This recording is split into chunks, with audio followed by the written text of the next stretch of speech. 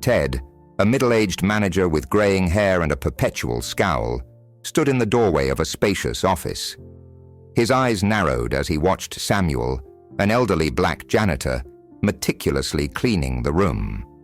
Samuel moved slowly but deliberately, his weathered hands expertly maneuvering the cleaning supplies. "Look at this old fossil," Ted sneered, his voice loud enough to carry across the room. "Still using those ancient methods. It's like watching paint dry."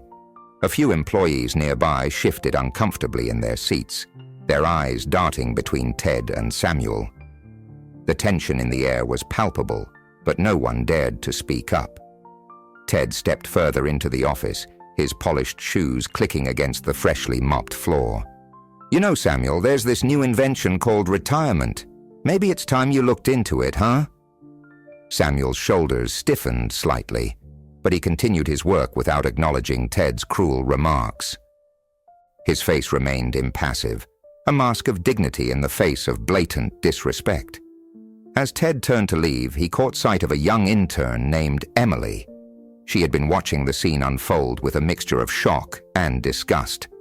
Ted's lips curled into a smirk. "Take note, Emily. This is why we need fresh blood in this company. Can't have relics slowing us down." Emily opened her mouth as if to protest, but quickly closed it, her gaze dropping to her keyboard. The fear of confrontation outweighed her desire to defend Samuel. Once Ted was out of earshot, a small group of employees gathered near the water cooler. They spoke in hushed tones, glancing occasionally at Samuel, who continued his work undeterred. "Did you hear what Ted said to Samuel?" whispered Mark, a junior accountant. "It's getting worse every day." Sarah, a marketing specialist, nodded in agreement. "It's disgusting. Someone needs to report him to HR. And risk our jobs?" countered Jason from IT. "Ted's got friends in high places. He'd make our lives hell." The group fell silent, each person wrestling with their conscience. They all knew Ted's behavior was wrong, but the fear of retaliation kept them paralyzed. Meanwhile, Samuel finished cleaning the office and moved on to the next room. As he pushed his cleaning cart, his mind wandered to thoughts of his late wife, Martha. He could almost hear her voice, gentle but firm, encouraging him as she always did. "Don't let them get to you, Sam," she would say. "You're worth more than their words. Keep your head high and your heart strong." Samuel's lips curved into a small smile at the memory. Martha had always been his rock, his source of strength in the face of adversity. Even now, years after her passing, her words continued to uplift him. As the day wore on, the incident with Ted began to spread through the office grapevine. Employees exchanged worried glances and whispered conversations, but no one took direct action. The fear of rocking the boat, of potentially losing their jobs, kept them in a state of uncomfortable inaction. By the time the workday ended, a cloud of unease had settled over the office. Employees hurried out, avoiding eye contact with each other and especially with Samuel. The elderly janitor, for his part, finished his shift with the same quiet dignity he had maintained throughout the day. As Samuel clocked out and headed for the bus stop, he allowed himself a moment of vulnerability. The weight of Ted's words and the silent complicity of his co-workers pressed heavily on his shoulders. But he straightened his back, remembering Martha's words once more. Tomorrow would be another day, another chance to face the world with grace and resilience. The next day, a group of employees gathered in the small conference room during their lunch break. The room buzzed with nervous energy as they closed the door and huddled around the table. Sarah, the marketing specialist who had spoken up at the water cooler the previous day, took charge of the impromptu meeting. "We can't let this continue," she said, her voice low but determined. "Ted's behavior towards Samuel is unacceptable, and it's affecting all of us."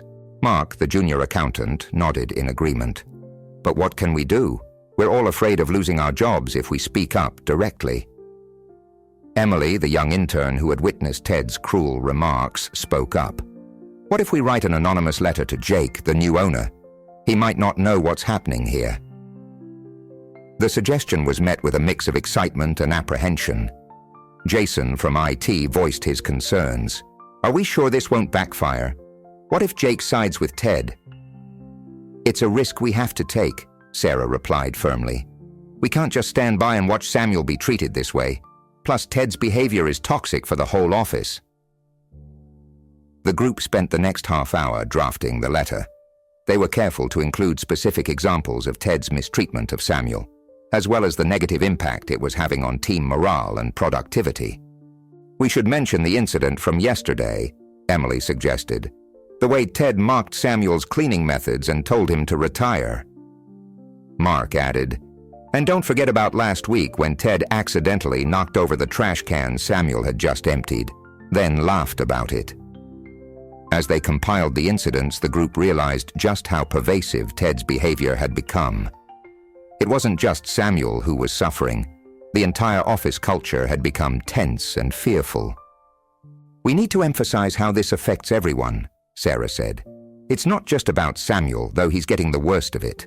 Ted's creating an environment where people are afraid to speak up or take initiative. Jason nodded, typing furiously on his laptop.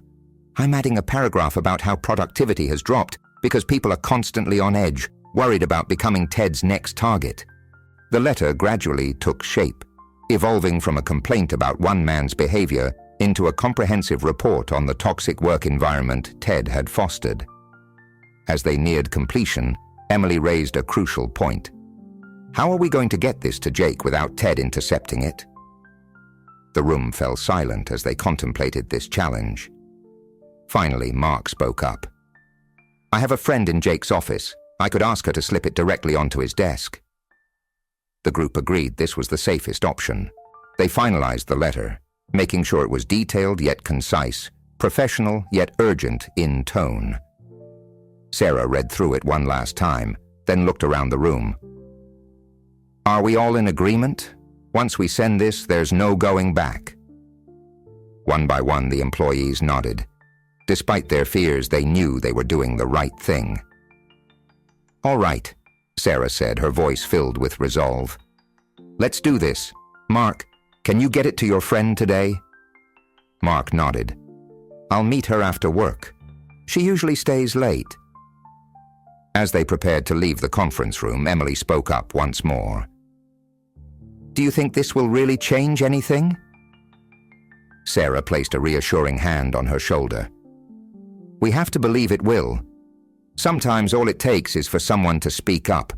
We're not just doing this for Samuel, we're doing it for all of us. With a mix of anxiety and hope, the group dispersed, each returning to their desks. They had taken the first step towards change, and now all they could do was wait and hope that Jake would take their concerns seriously. As the day wore on, they exchanged meaningful glances across the office, a silent acknowledgement of their shared secret and shared hope for a better future.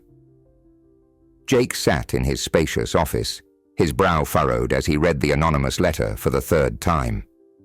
The contents of the letter had caught him completely off guard.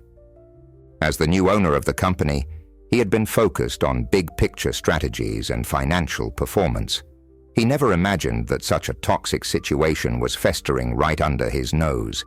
The letter detailed multiple instances of Ted, a senior manager, mistreating Samuel, an elderly janitor.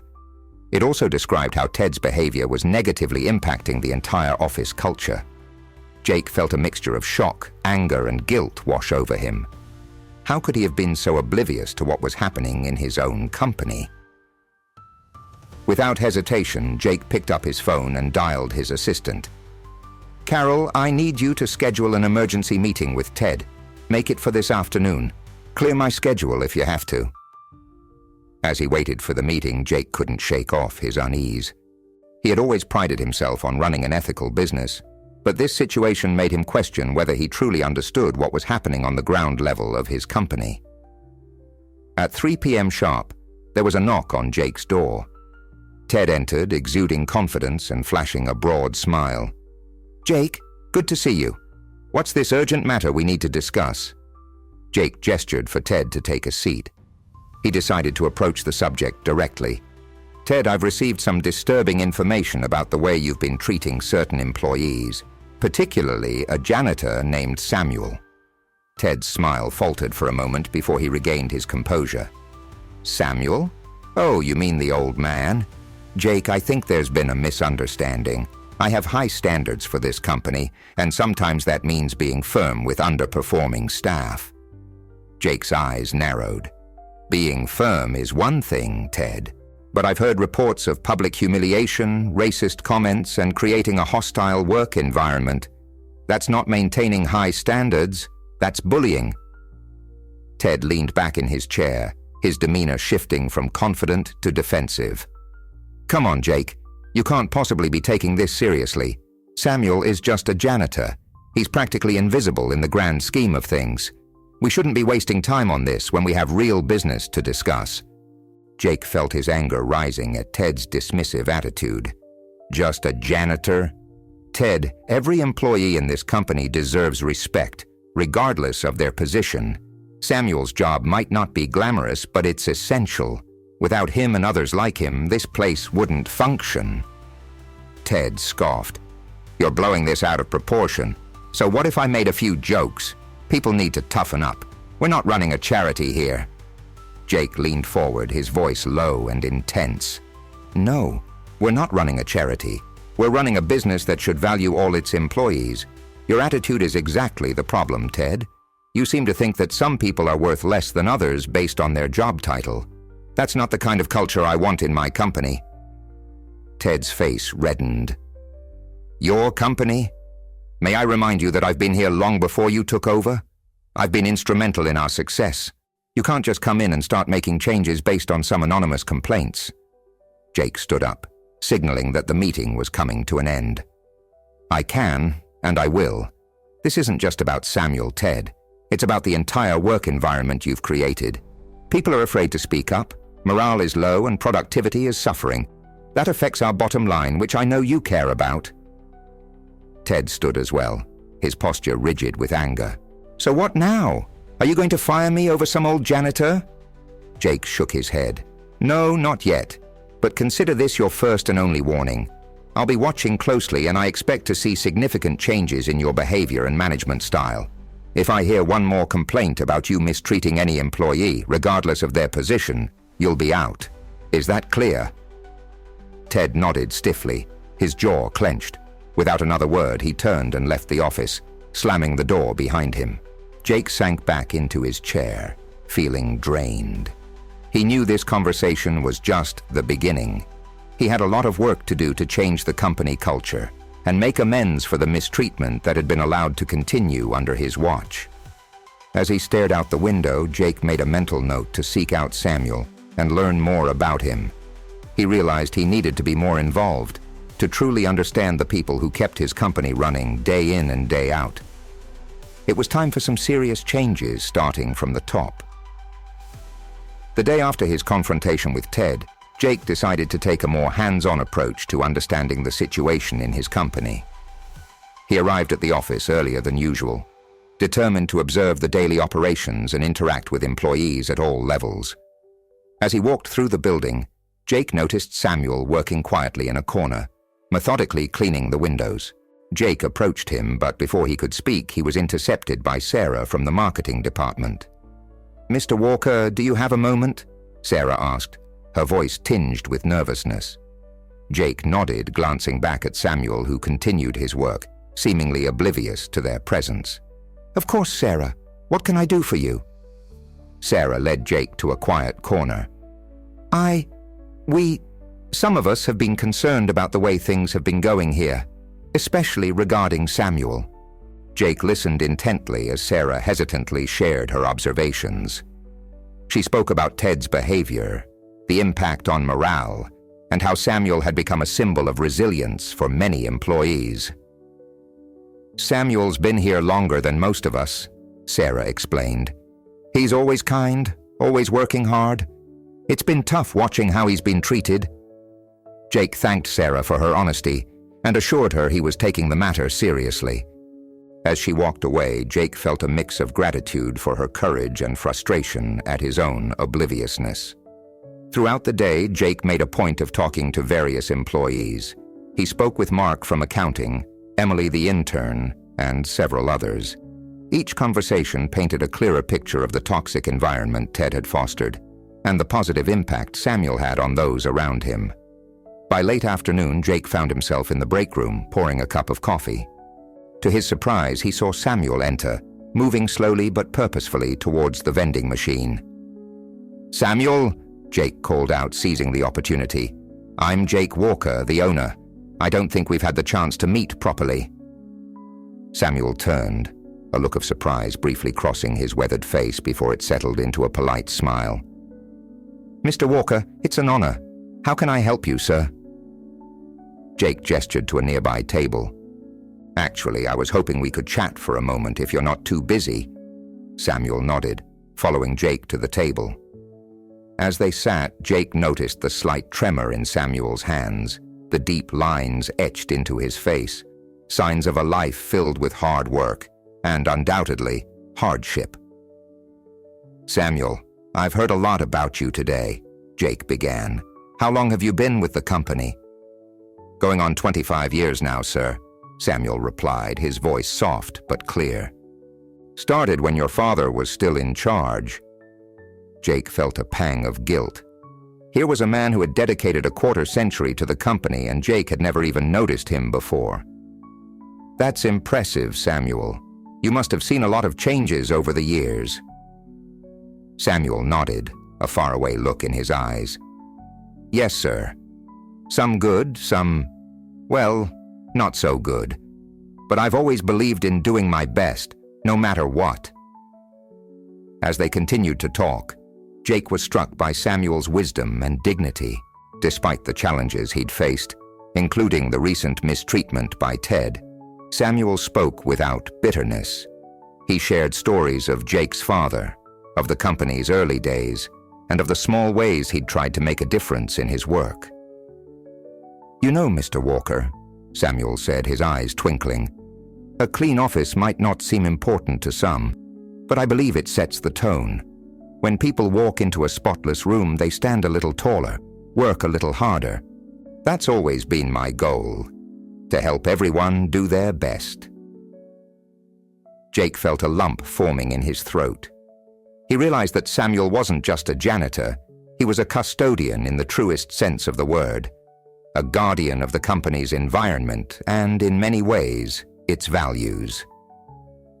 As their conversation came to an end, Samuel stood up slowly, wincing slightly. "If you'll excuse me, Mr. Walker, I should get back to work. These old bones don't move as fast as they used to, so I need to stay on schedule." Jake stood as well, extending his hand. "Thank you, Samuel, for everything. I mean that." As he watched Samuel shuffle back to his cleaning cart, Jake felt a renewed sense of purpose. He knew what he had to do. It was time for some major changes in the company, starting with how they valued and treated every single employee, regardless of their position.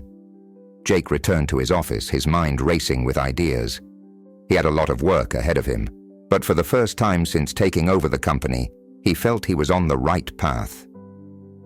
The next day, Jake arrived at the office early, determined to continue his efforts to understand and improve the company culture. As he walked through the building, he spotted Samuel in the cafeteria, sitting alone at a corner table with a cup of coffee. Jake approached, coffee in hand. "Mind if I join you, Samuel?" Samuel looked up, surprise evident on his face. "Not at all, Mr. Walker. Please, have a seat." As Jake sat down, he noticed the tiredness in Samuel's eyes. "How are you doing today, Samuel?" Samuel offered a small smile. "Can't complain, sir. Every day above ground is a good day, as my martyr used to say." Jake's ears perked up at the mention of martyr. "Your wife?" Samuel nodded, a wistful look crossing his face. "Yes, sir. She passed away 5 years ago. Cancer. We were married for 43 years. Jake felt a pang of sympathy. "I'm sorry for your loss, Samuel. It must be hard." "It is," Samuel admitted. "But I keep going. Marta wouldn't want me to give up. Plus, I've got my daughter and grandkids to think about." As they continued to talk, Jake found himself increasingly impressed by Samuel's resilience and wisdom. Despite the hardships he'd faced, both personal and professional, Samuel maintained a positive outlook and a strong work ethic. "You know, Samuel," Jake said, leaning forward, "I've been thinking a lot about the company culture lately. I'd love to hear your thoughts, given your long history here." Samuel seemed hesitant at first, but as Jake encouraged him, he began to open up. He spoke about the changes he'd seen over the years, both good and bad.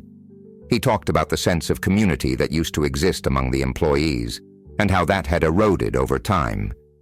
"It's not just about the work, Mr. Walker," Samuel explained. "It's about feeling valued, feeling like you're part of something bigger than yourself. That's what keeps people going, even when times are tough." Jake listened intently, realizing that Samuel's perspective was invaluable. Here was a man who had seen the company from the ground up, who understood the impact of management decisions on every level of employee. As their conversation continued, Jake found himself sharing some of his own challenges and doubts about running the company. To his surprise, Samuel offered thoughtful advice and encouragement. "You're doing the right thing by listening, Mr. Walker," Samuel said. "That's the first step to making things better. Your father was the same way. Always had an open door, always willing to hear what people had to say."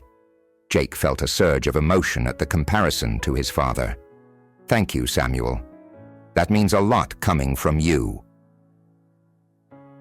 As their impromptu meeting came to an end, Jake realized that he had found not just an employee, but a potential mentor in Samuel. The older man's wisdom, earned through years of hard work and life experience, was exactly what Jake needed as he navigated the challenges of leadership. "Samuel," Jake said as they stood up, "I want you to know that I value your input. Would you be willing to meet with me regularly? I could use your insights as we work to improve things around here." Samuel looked taken aback for a moment, then nodded slowly. "I'd be honored, Mr. Walker. If you think an old janitor like me can be of help, I'm more than willing." Jake smiled, extending his hand. "You're much more than just a janitor, Samuel. I'm beginning to see that now." As they shook hands, Jake felt a renewed sense of purpose. He knew that with Samuel's guidance and the support of other dedicated employees, he could turn the company around and create the kind of workplace his father would have been proud of. Walking back to his office, Jake's mind was already racing with ideas. He would start by addressing the issues with Ted, then work on implementing new policies to ensure every employee felt valued and respected. It would be a challenge, but with Samuel's wisdom to guide him, Jake felt ready to face it head-on. The day's events had shown Jake that sometimes the most valuable insights come from unexpected places. He had come to work expecting to mentor others, but instead found a mentor in the most unlikely of people, an elderly janitor with a lifetime of wisdom to share. A week after his enlightening conversation with Samuel, Jake called for a company-wide meeting. The large conference room buzzed with nervous energy as employees filed in, exchanging curious glances. Ted arrived last, his face set in a scowl as he took a seat near the back. Jake stood at the front of the room, his posture straight and determined. "Good morning, everyone. Thank you for being here. We have some important matters to discuss regarding our company culture and values." A hush fell over the room as Jake continued. "Recently, it's come to my attention that we've strayed from the principles this company was founded on. We've allowed a culture of disrespect and inequality to develop, and that ends today." Jake's eyes scanned the room, noting the mix of hopeful and anxious faces. "From this moment forward, we're implementing a zero-tolerance policy for discrimination, harassment, and disrespect of any kind, regardless of an employee's position or tenure." Ted shifted uncomfortably in his seat, his face reddening.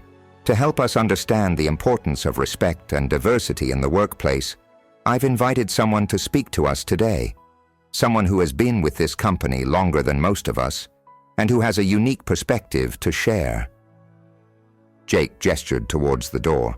"Please welcome Samuel."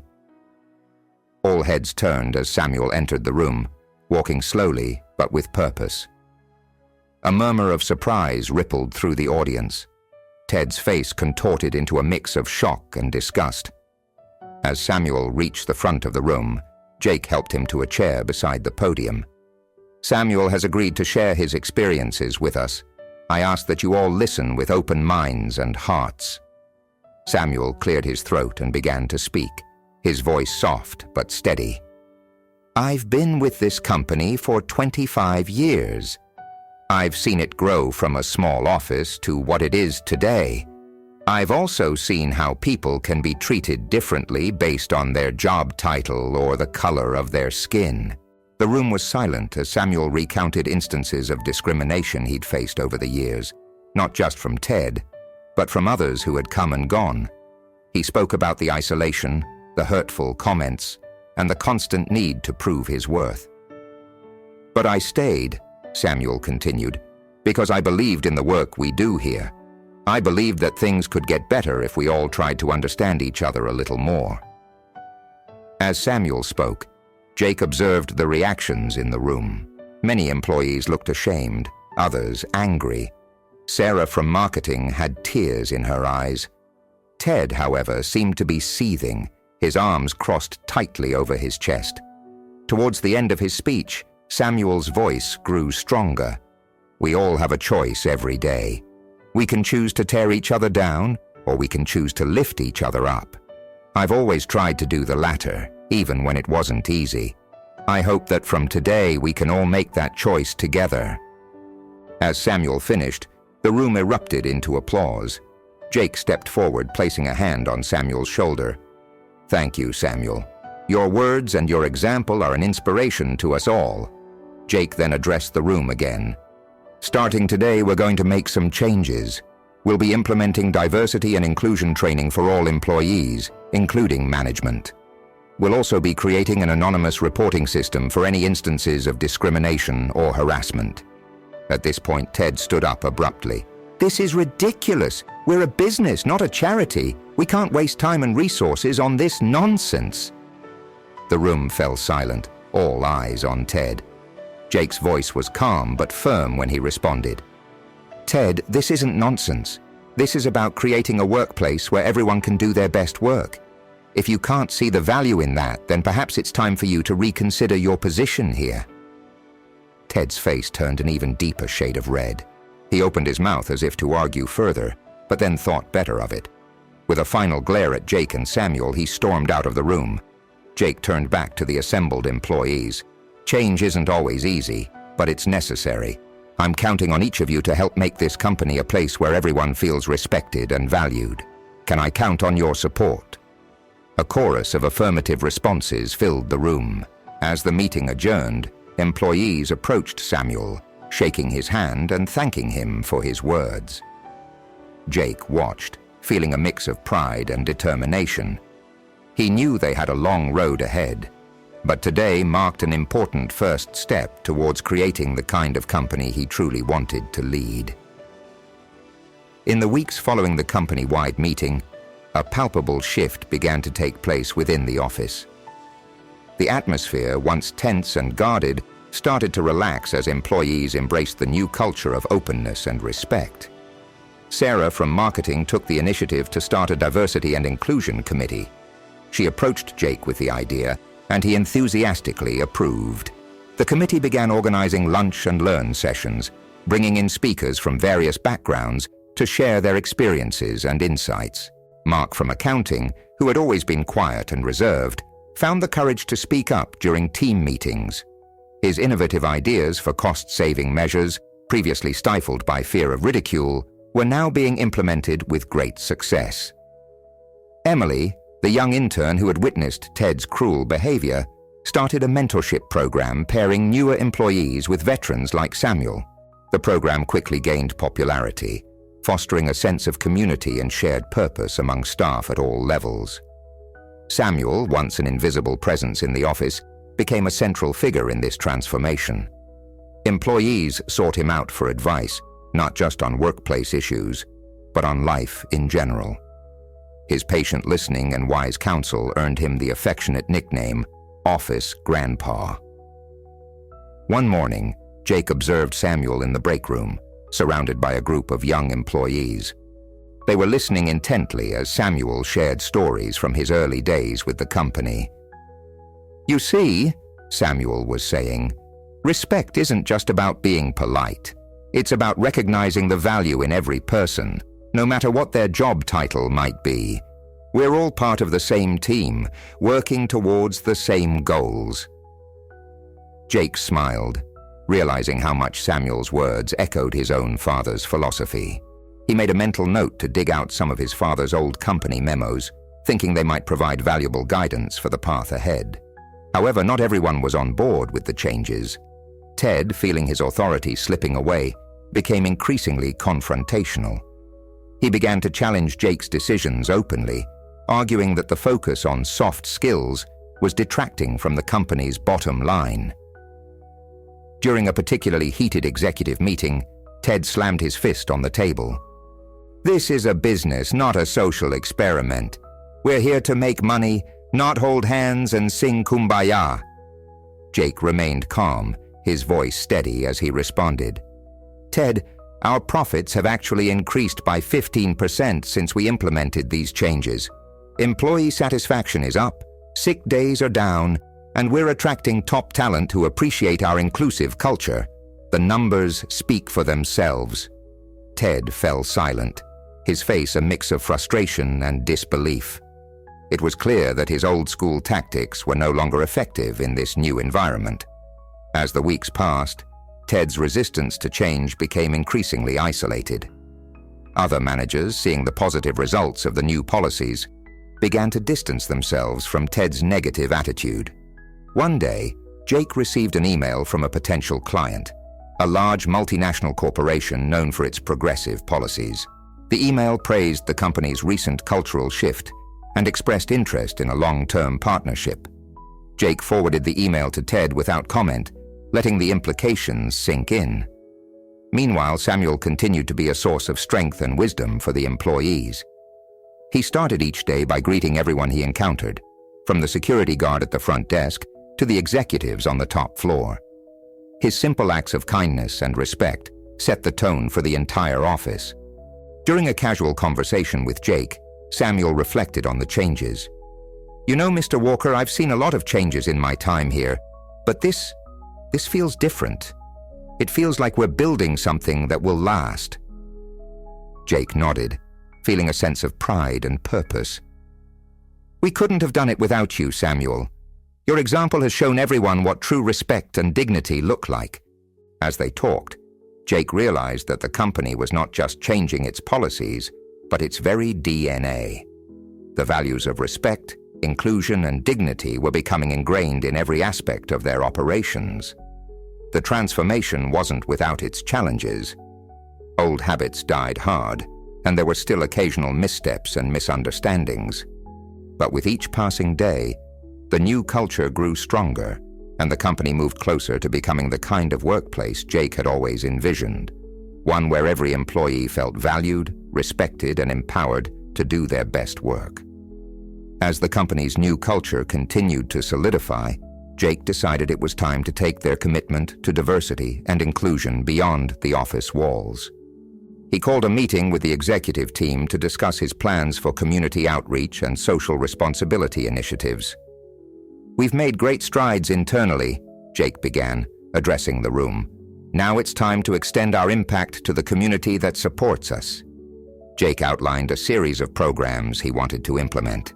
These included partnering with local schools to provide mentorship and internship opportunities for underprivileged students, supporting local minority-owned businesses through preferential contracting, and establishing a company-wide volunteer program. Most of the executives were enthusiastic about the ideas, seeing the potential for positive PR and employee engagement. However, Ted, still clinging to his old ways, voiced his objections. "This is going too far," Ted argued. "We're not a charity. Our responsibility is to our shareholders, not the community." Jake calmly countered, "Our responsibility is to create sustainable, long-term value. By investing in our community, we're investing in our future workforce and customer base. It's not just the right thing to do, it's smart business." Despite Ted's protests, the initiatives were approved. Jake tasked Sarah from marketing with creating a comprehensive communication plan to roll out the new programs both internally and externally. Over the next few months, the company's new community-focused initiatives began to take shape. Samuel, with his wealth of life experience, became a key figure in the mentorship program. He spent several hours each week at a local high school, sharing his knowledge and inspiring students to pursue their dreams despite any obstacles they might face. "You know," Samuel told Jake one day, his eyes twinkling, "working with these young folks makes me feel young again. They've got so much potential, so much energy. It reminds me why I've kept working all these years." Jake nodded, feeling a surge of pride. "You're making a real difference in their lives, Samuel, just like you've done here." As news of the company's initiatives spread, they began to attract positive attention. Local news outlets ran stories about their community involvement, and industry publications praised their progressive approach to corporate social responsibility. The increased visibility had an unexpected benefit: a surge in job applications from top talent across the country. HR reported that candidates were specifically citing the company's values and community engagement as major factors in their interest. Even Ted couldn't deny the positive impact of the changes. During a quarterly review meeting, he grudgingly admitted that the new initiatives were contributing to improved employee retention and a stronger public image. However, Ted's attitude remained a point of concern. While he had stopped openly criticizing the new direction, his reluctance to fully embrace the changes was evident. He often found excuses to skip community events and seemed disengaged during diversity training sessions. Jake observed Ted's behavior with growing unease. He knew that for the company's transformation to be truly successful, he needed buy-in from all levels of leadership. Ted's resistance was becoming an increasingly glaring issue. One afternoon, Jake received a call from Emily, the former intern who now headed the mentorship program. She reported that Ted had made disparaging comments about the program during a department meeting, suggesting it was a waste of company resources. Jake sighed, realizing he could no longer avoid addressing the issue head-on. He scheduled a private meeting with Ted for the following morning, determined to have a frank discussion about Ted's future with the company. As Jake prepared for the meeting, he reflected on how far they had come. The office was now a place of collaboration and mutual respect. Employees at all levels felt empowered to share their ideas and concerns. The company was making a real difference in the community. Samuel's words from their first heart-to-heart conversation echoed in Jake's mind. "It's about feeling valued, feeling like you're part of something bigger than yourself." Jake realized that this was exactly what they had achieved. They had created a company culture where every employee, from the janitor to the executives, felt they were contributing to something meaningful. With this thought bolstering his resolve, Jake felt ready to face the challenging conversation with Ted. He knew that to protect the positive changes they had made, he needed to ensure that everyone, especially those in leadership positions, was fully committed to the company's new values and direction. As he closed his office for the day, Jake felt a mix of determination and optimism. Tomorrow would be a crucial day for the future of the company, but he was confident that they were on the right path. The next morning, Jake arrived at the office early, mentally preparing for his meeting with Ted. As he walked through the lobby, he noticed Samuel already at work, carefully polishing the brass nameplates on the directory. "Good morning, Samuel," Jake greeted him warmly. Samuel looked up with a smile. "Morning, Mr. Walker. Big day ahead?" Jake nodded. "You could say that. I've got an important meeting with Ted." Samuel's smile faltered slightly. "Ah, I see. Well, I'm sure you'll handle it just fine, sir. You've got a good head on your shoulders." Jake thanked him and continued to his office, Samuel's words of encouragement bolstering his resolve. At 9 a.m. sharp, Ted knocked on Jake's door. "You wanted to see me?" he said, his tone curt. "Yes, Ted. Please, have a seat," Jake replied, gesturing to the chair across from his desk. As Ted sat down, Jake took a deep breath. "Ted, we need to talk about your position in this company and your attitude towards the changes we've implemented." Ted's face hardened. "What about it? I've been doing my job, haven't I?"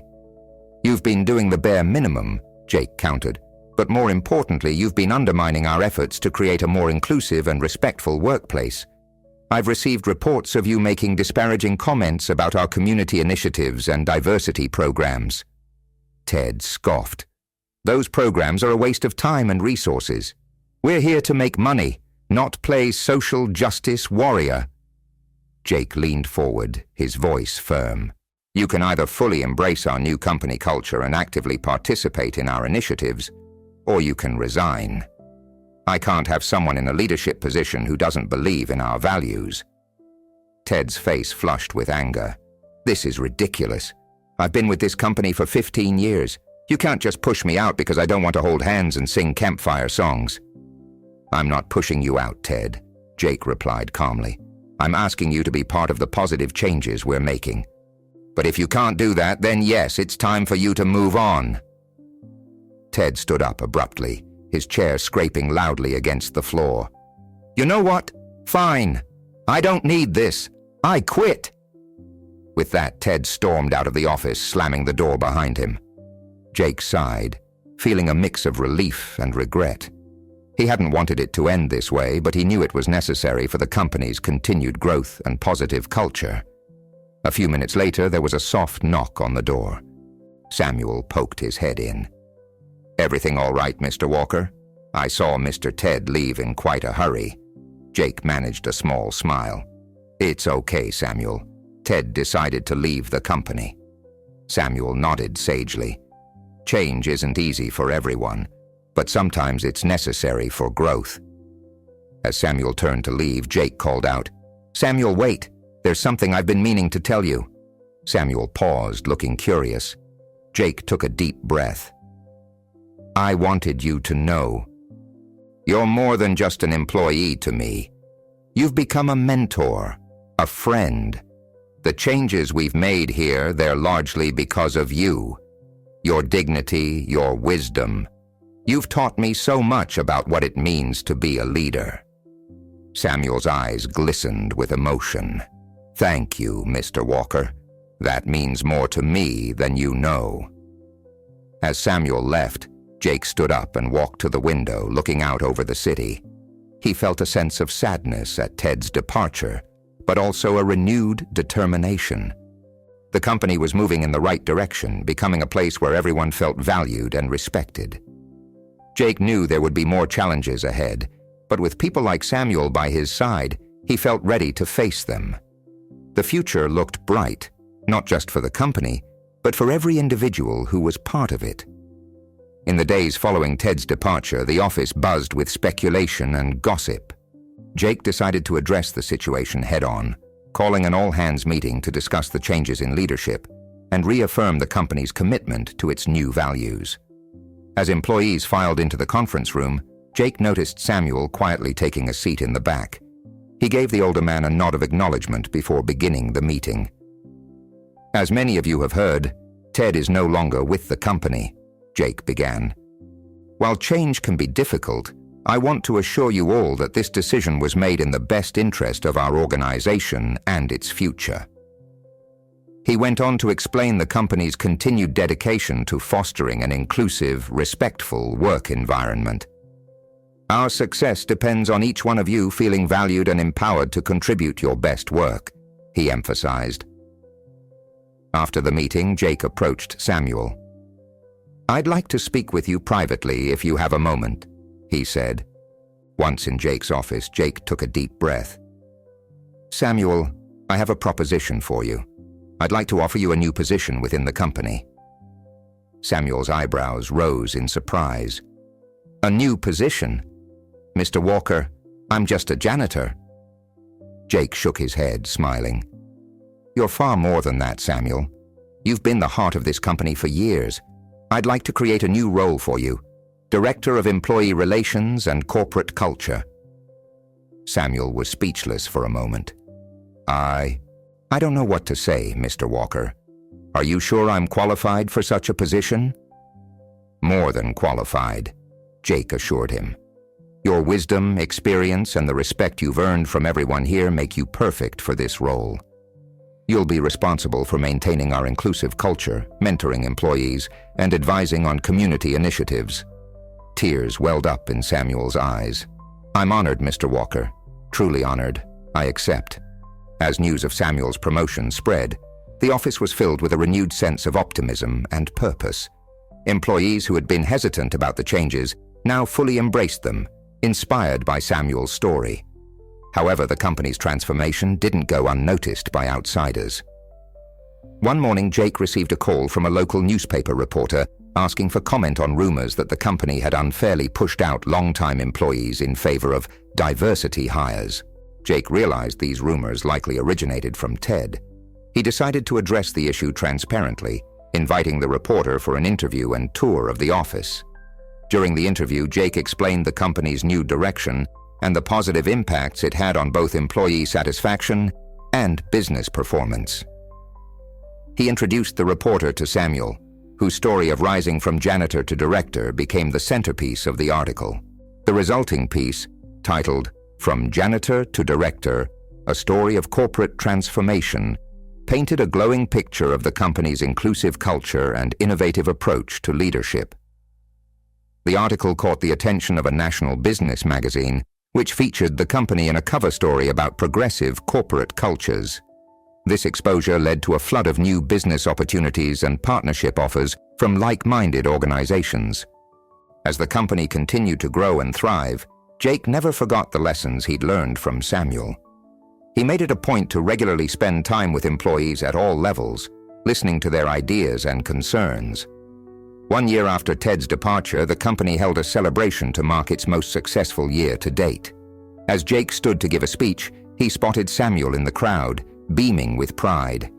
"A year ago, we embarked on a journey to transform not just our company, but the very idea of what a company can be," Jake began. "We decided that success isn't just measured in profits, but in the positive impact we have on our employees, our community, and the world at large." He paused, his eyes meeting Samuel's. "We owe much of our success to one man who showed us the true meaning of dignity, wisdom, and respect. Samuel, would you please join me up here?" As Samuel made his way to the stage, the room erupted in applause. Jake put his arm around the older man's shoulders. "Samuel taught us that every person, regardless of their position, has value and deserves respect. He showed us that true leadership isn't about authority, but about inspiring others to be their best selves." Jake raised his glass. "To Samuel, and to all of you who have embraced this vision, here's to many more years of success, compassion, and positive change." As the room cheered, Jake knew that they had created something truly special. A company where every employee, from the new intern to the longtime janitor turned director, felt valued, respected, and part of something greater than themselves. That's exactly the attitude I'm talking about, Ted. Our commitment to diversity and community engagement isn't just about doing the right thing. It's good for business. Our profits are up, employee satisfaction is at an all-time high, and we're attracting top talent. Ted rolled his eyes. "So what now? Are you going to fire me because I don't buy into this kumbaya nonsense?" Jake shook his head. "No, Ted. I'm giving you a choice.